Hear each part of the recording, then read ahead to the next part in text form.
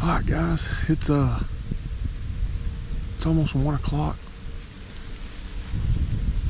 You can't tell by the footage, but we've had a pretty daggum good morning. We saw 10 deer in here, 7 bucks and 3 does, 2 good shooters. One of them I was able to get on camera. I went back and looked at it. He's not a giant, but he was definitely a shooter for me. He came running in about, I don't know, he's out there about 60 yards, and he stopped. And I gave him a little grunt, snort wheeze, and he turned around. I shouldn't have been doing it as loud. I thought he was further at the time, but I was kind of doing it loud. And he come back up. He wheeled around and turned back up and looked. And I thought he was going to walk this way.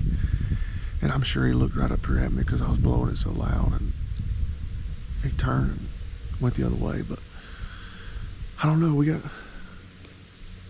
a decision to make. The deer it's kind of the same thing as last year, if you guys remember. The deer would skirt me here. Like, there's no consistent pattern of how the deer are traveling. So it's just kind of getting lucky of the draw where they come out at. So I think what we're going to do is, I think we're going to pull this set down. I got to run over here a couple hundred yards to grab Dad's camera. He's leaving tomorrow, so I got to get his trail camera out. My lock-on's out here in front of me, probably 80 yards. These heel rolls off right here behind me. It's kind of like a couple of fingers. Got a finger here, finger there, finger over there with a row bed. Some of the deer coming up over there. Some of the deer moving, kind of running parallel down there at the bottom of this hill. There's a cedar thicket back over here behind me. So I never hunted down there. I think what I'm gonna do is move my set down there and try that. So yeah, not a whole lot of footage from this morning. It was a good morning though. John had a freaking, and I'll put it in this video, but John had a freaking absolute fantastic buck out in front of him this morning at 20 yards. Couldn't do nothing with it. He was already tagged out. I mean, the deer's probably high 130s, pushing 40s. Just a beautiful deer. So yeah, the buzzards have been circling really bad right out here. I don't know if there's something dead in here or what. I imagine there's something going on.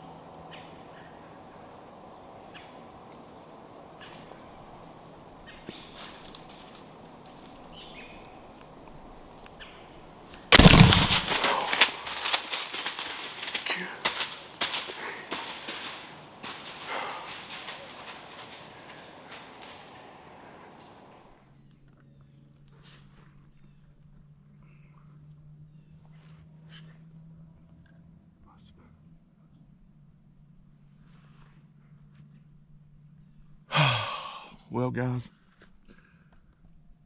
my 2023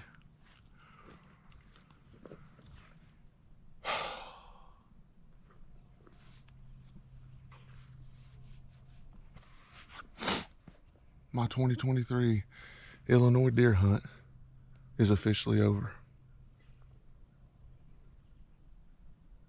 And I don't have a deer on the ground. I can't even be mad.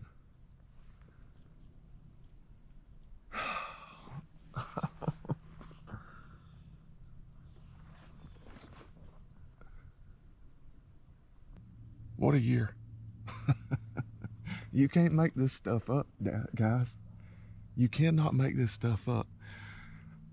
I did not get it on camera because I had one of the blue GoPro batteries in, and they suck in this cold weather. So I think the GoPro missed the whole scene. But let me give you a little rundown.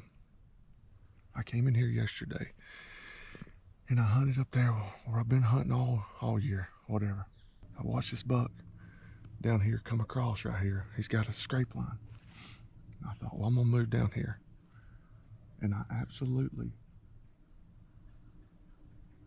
have the best setup that I could possibly ask for. I got this cedar tree right here behind me.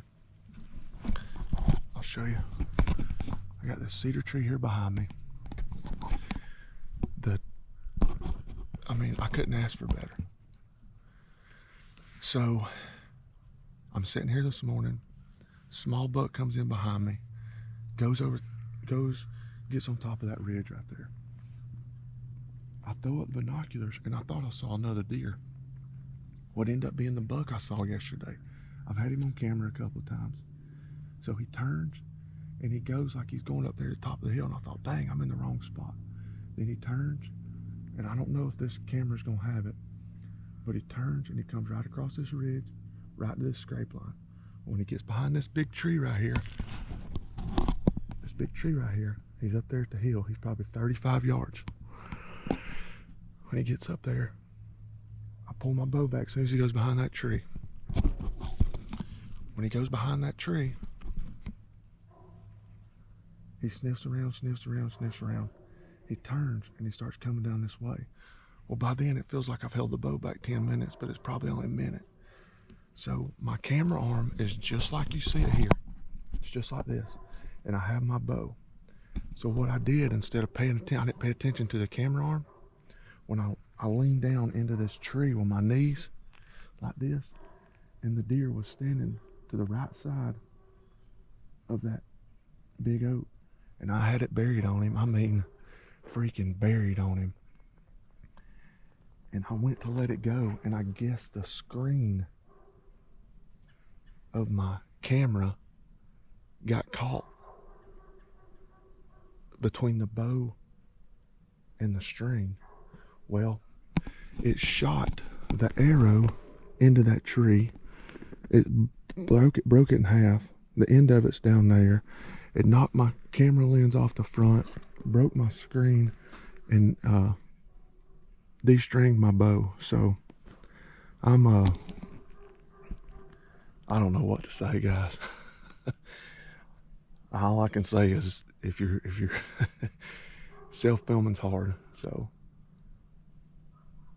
the camera saved another one, y'all. That sucks. That was a good buck too. I mean, he wasn't a giant, but he was in the 20s.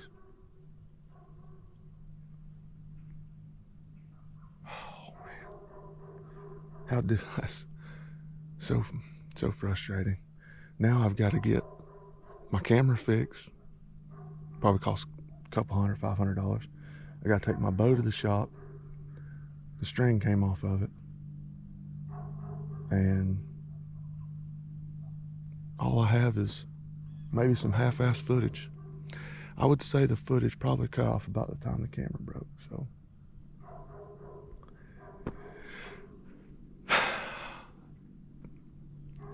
well, I was gonna pack it up and go home tomorrow, but I guess I'm gonna pack it up and go home today. I just don't know what to say, guys. I can't. That's not the, I'll tell you this, it's not the way I wanted to end my 2023 deer season by no means. So, oh.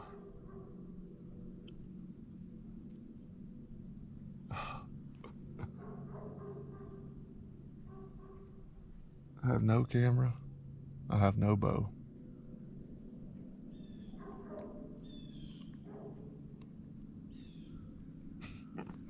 Let's see how far he was. I think he's like 22. 23.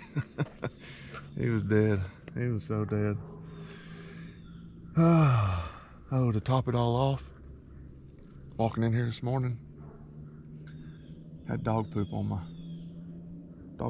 shoes, so it's been a shitty morning. Oh man, oh man. Get your YouTube channel, make some video content. It'll be real fun. I'm telling you guys. Self-filming's hard. So,